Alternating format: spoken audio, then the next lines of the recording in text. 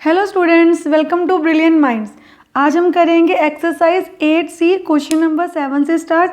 Last videos में हमने question number 6 तक 1 to 6 क्वेश्चंस कंप्लीट कर लिए हैं और बाकी इसके जो एक्सरसाइज ए एंड बी है वो भी वीडियोस आपको चैनल की प्लेलिस्ट से मिल जाएंगे। डिस्क्रिप्शन बॉक्स में चैनल की प्लेलिस्ट का क्लास 8 ICSE सलीना बुक से प्लेलिस्ट में दिया हुआ है, वहाँ जाके आप सारी एक्सरसाइजेस चेक कर सकते हैं।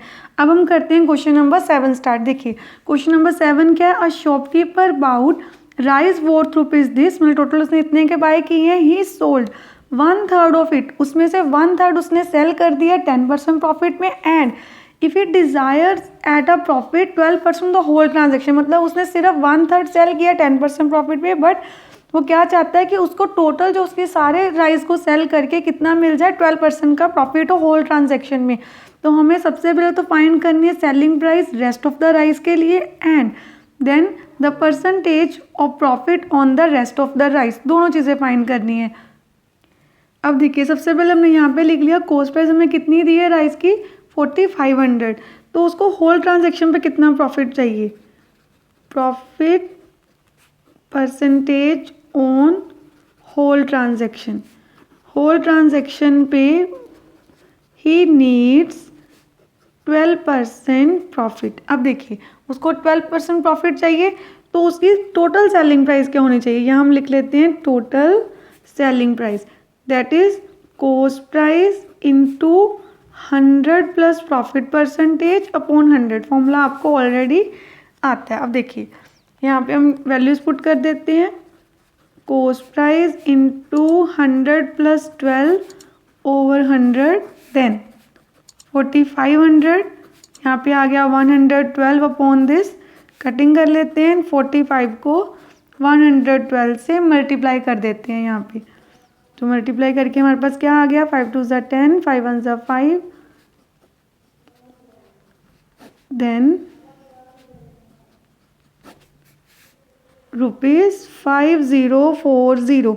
ये क्या आ गया हमारे पास, हमारा टोटल जो सेलिंग प्राइस वो चाहता है, अगर उसको 12% का प्रॉफिट हो तो उसको टोटल कितने पे सेल करना चाहिए, ₹5040 पे। अब हमें इतना पता है कि उसने 1/3 कितने पे सेल किया था, उसने 1/3 10% प्रॉफिट पे सेल किया था, तो हम पहले उसकी कॉस्ट प्राइस सेलिंग प्राइस निकाल लेते हैं। देखिए सबसे पहले निकालते हैं cost price of 1/3 of rice. अगर 1/3 कितना होगा, टोटल था 4500 का, उसका 1/3 कितना होगा, ₹1500। ये हो गया 1/3 profit on, profit percentage on 1/3, profit percentage on selling लिख लेते हैं यहाँ पे, selling on 1/3 of, selling on 1/3 of rice, that is कितना प्रॉफिट हुआ है उसको 10%। तो सेलिंग प्राइस कैसे आएगी हमारी, फॉर्मूला हमें पता है cost price into 100 plus profit percentage upon 100। Okay, then यहाँ पे क्या आ जाएगा 1500, 100 plus 10 upon 100, then 1500, 110 upon 100, then 0 zeros cut गए, सिंपली हमें 11 को इससे मल्टीप्लाई करना है, 165 एक 0, ये आ गया हमारा selling price of 1/3 of rice. 1/3 rice sell करने पे उसकी सेलिंग प्राइस इतनी है। अब टोटल सेलिंग प्राइस हमने ऑलरेडी फाइंड कर ली थी, जितना उसने 1/3 को सेल करके गेन मतलब अर्न किया है सेलिंग प्राइस, वो भी हमें पता है। तो अब हम इजीली देखिए, अब सबसे पहले हम एक को कंक्लूड कर लेते हैं। क्वेश्चन क्या था कि एक पर्सन ने राइस 4500 के बाय किए हैं, उसने उसमें से 1/3 सेल कर दिया है एट 10% प्रॉफिट, तो उसने वो कितने का सेल किया है, इतने का।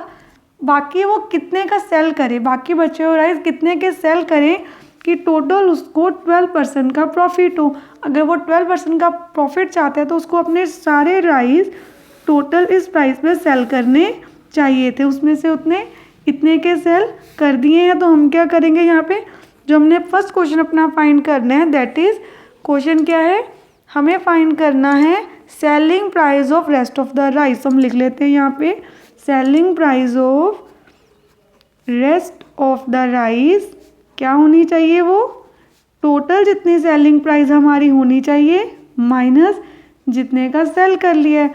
अब इसको हम सब्ट्रैक्ट कर देते हैं और हमारा यहाँ पे क्या आ जाएगा, आंसर।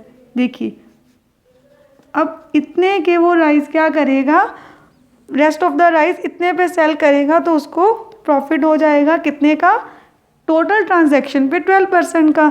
देन सेकंड पार्ट में उन्होंने हमसे पूछा है find the percentage of profit on the rest of the rice. Okay, अब परसेंटेज प्रॉफिट कैसे निकालें, रेस्ट ऑफ द राइस की प्राइस कितनी है, अब देखिए सेलिंग प्राइस इतनी है, cost price of rest of the rice कितनी कॉस्ट प्राइस है, टोटल कॉस्ट प्राइस तो 4500 थी, उसमें से 1500 के तो सेल कर दिए हैं, बचे कितने 3000 के। अब देखिए 3000 कॉस्ट प्राइस है और बेचा कितने पे है, कितने पे वो सेल करना चाहिए उसको 3390 पे।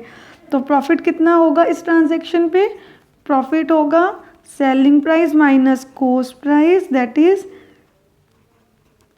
माइनस 3000। तो आपके पास आ गया 390। तो प्रॉफिट परसेंटेज का फॉर्मूला क्या होता है, प्रॉफिट अपॉन सीपी इंटू 100। तो यहाँ पे हम क्या लिख देते हैं, प्रॉफिट कितना है हमारा 390 अपॉन 3000 इंटू 100। देन ये 0 कट गई, 0 से कट गई, 3 1 एंड 3 13 तो प्रॉफिट आ गया 13%। फर्स्ट जो उसने 1/3 राइस है वो 10% पे सेल की है, बाकी बचे हुए राइस अगर वो 13% पे सेल करता है तो टोटल ट्रांजैक्शन पे उसको 12% का प्रॉफिट होगा। ये हमने पूरा क्वेश्चन सॉल्व कर लिया। आई होप आपको अच्छे से अंडरस्टैंड भी हो गया है। अब हम करते हैं अपना क्वेश्चन नंबर 8 और उससे करने से पहले अगर आप चैनल पे फर्स्ट टाइम आए हैं तो चैनल को सब्सक्राइब कर लीजिए और बेल आइकन को प्रेस कर दीजिए, जिससे आपके पास न्यू वीडियोस की भी नोटिफिकेशन आती रहेगी। अब हम करते हैं क्वेश्चन नंबर 8।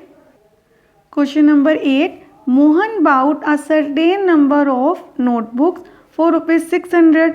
उसमें से उसने कितनी सेल कर दी है, 1/4 ऑफ देम 5% लॉस पे सेल की हैं।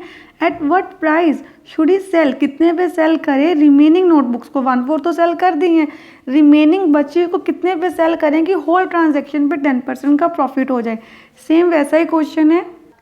अब देखिए कॉस्ट प्राइस नोटबुक्स की क्या है 600, उसमें से उसने 1/4 सेल कर दिया है, टोटल ट्रांजेक्शन पे उसको कितने का प्रॉफिट करना चाहिए 10% का। अब हम देखते हैं, आप पहले 1/4 के लिए भी निकाल सकते हो जैसे हम पीछे किया था लास्ट क्वेश्चन में, वैसे भी हम कर सकते हैं। तो कॉस्ट प्राइस ऑफ नोटबुक्स इतनी है, वो कितना प्रॉफिट चाहता है, ठीक है, तो हम यहाँ पे लिख देते हैं प्रॉफिट डिज़ायर जो उसको चाहिए। तो profit desired on whole transaction that is 10%, इतना प्रॉफिट चाहिए। टोटल सेलिंग प्राइस क्या आएगी, cost price into 100 plus profit percentage upon 100। Then यहाँ पे लगा देते हैं 600 इंटू क्या आ जाएगा यहाँ पे 100 प्लस 10 अपॉन 100। देन 600 110 अपॉन 100, ये 2 zeros कट गई। देन आपके पास क्या आ गया, यहाँ पे टोटल सेलिंग प्राइस इज ₹660। अब देखिए उसने कितने का सेल किया था, पहले हम पहले निकाल देते हैं cost price of 1/4 of notebooks. 1/4 notebooks की कॉस्ट प्राइस कितनी है, वो कितनी है, आपको 600 का 1/4 फाइंड करना है। देखिए अब कटिंग कर लेते हैं, 4 1 4, 2 बच के 20, 4 5 तो आपके पास उसकी प्राइस आ गई ₹150। अब इस ट्रांजेक्शन पे उसको लॉस हुआ था, कितना लॉस हुआ था 5% का लॉस हुआ था। उसके बाद देखिए अब इस ट्रांजेक्शन पे अगर उसको 5% का लॉस हुआ है तो हमें सेलिंग प्राइस भी तो निकालनी होगी, selling price of 1/4 of notebooks.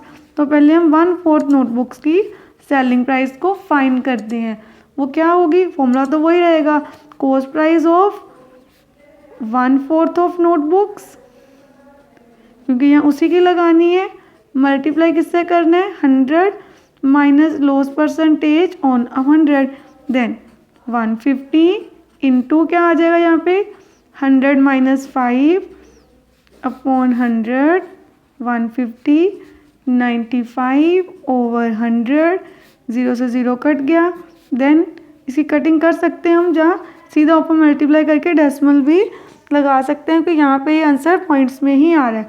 तो बेटर है कि हम मल्टीप्लाई कर लेते हैं ऊपर और देन नीचे वो लगा देंगे डेसिमल। अब हमारे पास मल्टीप्लाई करके आ गया 1425, नीचे 10 है, तो आंसर क्या आ जाएगा आपका 142.5। इतने रुपीज़ आपकी सेलिंग प्राइस आ गई 1/4 नोटबुक्स की। ये 10 था तो पीछे से एक छोड़ के हमने यहाँ पे क्या लगा दिया, डेसिमल। अब देखिए हमें क्या फाइंड करना है, हमारे पास 1/4 की भी सेलिंग प्राइस आ गई है और हमारे पास 1/4 की हम कॉस्ट प्राइस भी फाइंड कर लेते हैं। Cost price of 1/4 of notebooks, 1/4 of notebooks की कॉस्ट प्राइस क्या होगी, टोटल थी 600, उसमें से 150 का सेल कर दिया था तो बचा 450। अब देखिए हमारे पास ये 1/4 की तो हमने ऑलरेडी निकाल दी थी, यहाँ पे मैंने यहाँ पे रिमेनिंग लिखना था, हमने ये निकाला है cost price of remaining notebooks, यहाँ पे निकाल दी। Selling price of remaining notebooks कितनी होगी, सेलिंग प्राइस रिमेनिंग नोटबुक्स की। अब हमें टोटल सेलिंग प्राइस कितनी अर्न करनी है, इतनी, और उसमें से इतने का उसने ऑलरेडी इतने अर्न कर लिए हैं, इनको माइनस कर देते हैं। अब देखिए इसको माइनस करके हमारे पास आ गया ₹517.5। अब देखिए हमें इस क्वेश्चन में सिर्फ यही फाइंड करना था कि selling price of remaining notebooks क्या होगी, तो हमने वो फाइंड कर लिया। यहाँ पे हमारा क्वेश्चन कंप्लीट हो गया। अब हम करेंगे क्वेश्चन नंबर 9। अब देखिए क्वेश्चन नंबर 9 में हमें क्या कहा है उन्होंने, Raju sells a watch at 5% profit, had he sold it for ₹24 more, he would have gain. कितने का गेन होगा उसको, 11% का। इट मीन उसने जो अपनी वॉच सेल की है वो उसको सेल करने पे 5% का प्रॉफिट हुआ है। अगर वो सेलिंग प्राइस को 24 रुपीज़ से बढ़ा देता, उसने इतने पे सेल नहीं किया, बट अगर करता 24 ज़्यादा पे तो उसको 11% का प्रॉफिट होता है और हमें निकालनी है कॉस्ट प्राइस। तो हम यहाँ पे ले लेते हैं let the cost price of watch be x. अब देखिए उसने कितना प्रॉफिट अर्न किया, जो उसको प्रॉफिट हुआ था वो था 5%, तो उसकी सेलिंग प्राइस कितनी होगी, cost price into 100 plus profit percentage upon 100। Formula आप सबको आता ही है ऑलरेडी। देन यहाँ पे कॉस्ट प्राइस क्या है x, यहाँ पे 100 plus 5 upon 100, that is x into 105 over 100। तो हमारी सेलिंग प्राइस आ गई 105x ओवर 100। हम चाहे तो यहाँ पे कटिंग कर भी सकते हैं, बट मैं अभी इसको एज इट इज़ ही रख रही हूँ कि आगे जाके कैलकुलेशन ईजी हो जाती है, बाद में कटिंग कर लेंगे एक ही बार। अब देखिए हमने जो उसको एक्चुअल में सेलिंग प्राइस प्रॉफिट 5% जो हुआ है वो इस सेलिंग प्राइस पे हुआ है। अभी हमारे पास x की टर्म में हम इसकी वैल्यू निकालेंगे अब कॉस्ट प्राइस के लिए। देन अभी हमने कर दिया। देन अगर उसने बोला था व्हेन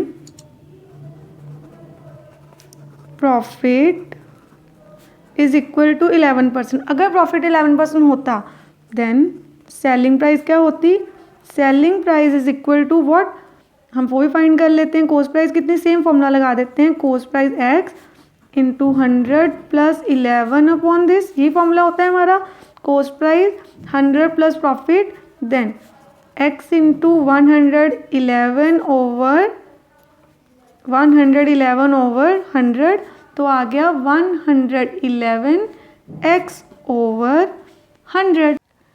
अब हमने सेलिंग प्राइस फाइंड कर ली है, वो जिस पे अगर वो सेल करता तो उसको 11% का प्रॉफिट होता। अब देखिए ये कौन सी सेलिंग प्राइस है, न्यू सेलिंग प्राइस, न्यू नहीं इट मीन्स जो 11% प्रॉफिट पे होती।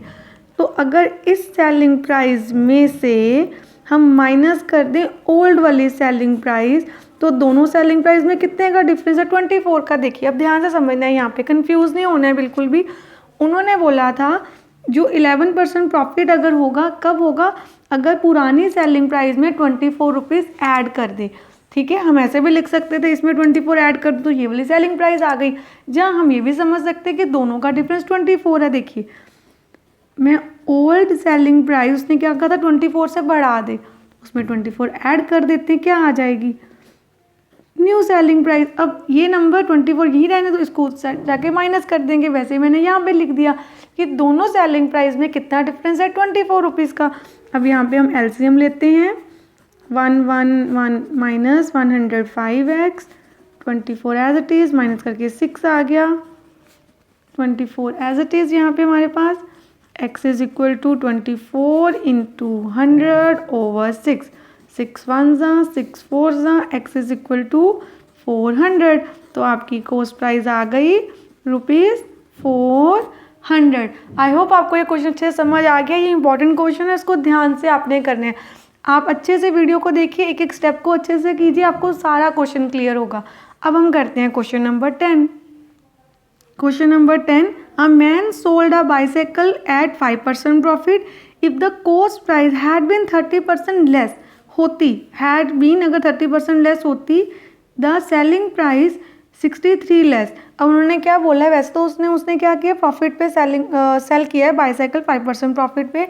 इफ़ द कोस्ट प्राइस, हमें क्या बोला है, cost price had been 30% less अगर होती तो सेलिंग प्राइस 63 से कम होती, he would have made a profit. जब ऐसा होता ट्रांजेक्शन में तो उसको 30% का प्रॉफिट होता। What was the cost price. तो हम यहाँ पे ले लेते हैं सबसे पहले, let the cost price of bicycle is equal to ₹x। अब देखिए जो उसको प्रॉफिट हुआ हम पहले वो कर लेते हैं। प्रॉफिट परसेंटेज है 5%, सेलिंग प्राइस क्या होगी हमारी, cost price into 100 plus profit percentage upon 100। Then अब यहाँ पे हम फाइंड कर लेते हैं सेलिंग प्राइस 100 प्लस 5 अपॉन 100, जैसे हमने अपने लास्ट क्वेश्चन में भी किया था। तो यहाँ पे हमारे पास क्या आ जाएगा, इसको प्लस करके 105 नीचे 100 और मल्टीप्लाई हो गया x के साथ, ये आ गई आपकी सेलिंग प्राइस। अब हमें क्या दिया था सिचुएशन, उसी के अकॉर्डिंग क्वेश्चन सॉल्व करते हैं। If the cost price had 30% less, तो पहले निकालते हैं when cost price is 30% less than cost price होती क्या एक्चुअल, पहले हम निकाल लेते हैं यहाँ पे 30% of CP, that is 30/100 into x, 30x over 100।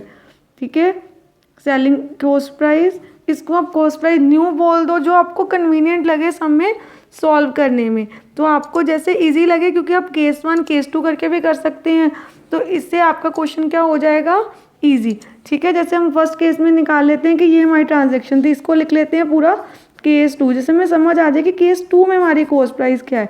तो कॉस्ट प्राइस क्या होगी केस 2 में इज इक्वल टू, ये केस 2 की कॉस्ट प्राइस देखो मैंने ऊपर लिख दिया, और इसको हम लिख लेते हैं केस 1, जिससे हमें क्वेश्चन करना ईजी लगे। न्यू लिखेंगे तो और आप कंफ्यूज हो जाओगे। तो कॉस्ट प्राइस क्या है, सेकेंड केस में एक्चुअल कॉस्ट प्राइस कितनी थी x, उसमें से उसी कॉस्ट प्राइस का 30% माइनस करना है। देन इसके नीचे कुछ नहीं है, 1 ले लिया, एलसीएम ले लेते हैं, क्या आ जाएगा 100 क्या हो जाएगा यहाँ पे मल्टीप्लाई 100x माइनस 30x, तो आपकी कॉस्ट प्राइस आ गई सेकेंड केस में 70x ओवर 100। ओके, और सेलिंग प्राइस क्या है इस केस में, सेकेंड केस में सेलिंग प्राइस ऑफ केस 2, जब सेलिंग प्राइस इन केस 2 क्या होगी आपकी, इस केस में सेलिंग प्राइस, हमारी सेलिंग प्राइस होगी यहाँ पे, फॉर्मूला क्या, आई थिंक उन्होंने ऑलरेडी बताया है, यस उन्होंने क्या बोला हुआ, सेलिंग प्राइस क्या है 63 लेस, तो हमारी ओल्ड सेलिंग प्राइस कितनी थी 105x ओवर 100, इसमें से 63 माइनस कर दो। देन अब उन्होंने क्या बोला है, अगर आप ऐसा करते हैं तो ही would have made a profit, 30% का प्रॉफिट होगा। अब ये हमने सेलिंग प्राइस निकाल ली है अकॉर्डिंग टू क्वेश्चन, कि उन्होंने क्या बोला था, सेलिंग प्राइस क्या है, अगर मैं ओल्ड सेलिंग प्राइस में 63 माइनस कर दूँ, अब मैं सेलिंग प्राइस फॉर्मूला से भी निकाल सकती थी। फॉर्मूला क्या होता है, cost price into 100 plus profit percentage upon 100, हमें ऑलरेडी पता है। न्यू में हमारी कॉस्ट प्राइस है 70x अपॉन 100, प्रॉफिट हुआ है 30% का। उन्होंने यही कहा था ना, अगर कॉस्ट प्राइस 30% लेस होती तो उसको 30% का प्रॉफिट होता। तो अब हमने वही करना है, यहाँ पे देखिए 70x ओवर 100, 130 ओवर 100। तो ये 0 इससे और ये 0 इससे कट कर दे, थोड़ा इजी हो जाएगी कैलकुलेशन। 13 7 सा कर लेते हैं हम, यहाँ पे हमारे पास आ गया 91x ओवर 100। ये कौन सी सेलिंग प्राइस आ गई? सेकंड केस में, और ये भी सेकंड केस की सेलिंग प्राइस है। कैसे? उन्होंने बोला था सेकंड केस में जो फर्स्ट केस है उससे सेलिंग प्राइस 63 कम है। देन दोनों सेलिंग प्राइस आपस में क्या होंगी? इक्वल। जहाँ हम इसको ऐसे भी समझ सकते हैं, अगर मैं ये केस यहाँ पे ना करूँ तो आप ध्यान से देखिए, ये थी सेलिंग प्राइस इन केस 1, जैसे मैंने आपको लास्ट क्वेश्चन में समझाया है।